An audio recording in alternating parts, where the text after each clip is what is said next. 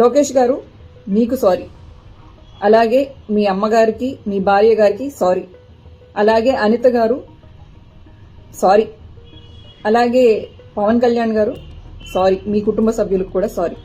వైఎస్ఆర్సీపీ అధికారంలో ఉండగా నటి శ్రీరెడ్డి తరచూ సోషల్ మీడియాలో కాంట్రవర్సీ కామెంట్లు చేయడం కారణంగా ఇప్పుడు వివాదాల్లో చిక్కుకున్నారు. ఇప్పుడున్న ప్రభుత్వం సోషల్ మీడియాలో అసభ్యకరంగా పోస్టులు పెట్టిన వారిపై కొరడా జుళిపిస్తుండడంతో అరెస్టు భయం శ్రీరెడ్డిని కూడా పట్టుకుంది. ఇప్పటికే పోలీసులు ఆమెపై కేసులు కూడా నమోదు చేశారు. ఆమెని అరెస్టు చేస్తారనే ప్రచారం కూడా జరుగుతుంది. ఇట్లాంటి పరిస్థితుల్లో శ్రీరెడ్డి ఓ ఓపెన్ లెటర్ని రిలీజ్ చేసింది. అందులో తనను అరెస్టు చేయవద్దని, తాను చేసిన తప్పులకి క్షమాపణలు కోరారు. ప్లీజ్ లోకేష్ అన్న, నన్ను వదిలేయండి అంటూ వేడుకున్నారు శ్రీరెడ్డి. సేవ్ మై ఫ్యామిలీ, నా పైన నమోదైన కేసుల నుంచి నన్ను బంధ విముక్తురాల్ని చేయండి.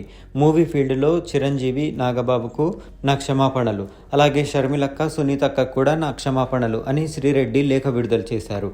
ఇంకోవైపు శ్రీరెడ్డి వైసీపీ అధినేత జగన్కి, ఆయన భార్య భారతకు కూడా లేఖ రాశారు.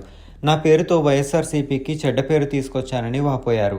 సాక్షిలో పనిచేసినప్పటి నుంచి మీపై అనేక గౌరవ మర్యాదలు ఏర్పడ్డాయని, ఇప్పుడు తన వల్లనే పార్టీకి చెడ్డ పేరు వచ్చిందని అన్నారు. ఇకపై పార్టీకి, పార్టీ కార్యకర్తలకి దూరంగా ఉండాలనుకుంటున్నానని శ్రీరెడ్డి జగన్కి మరో లేఖ పంపారు. జగన్ను క్షమాపణలు కోరారు.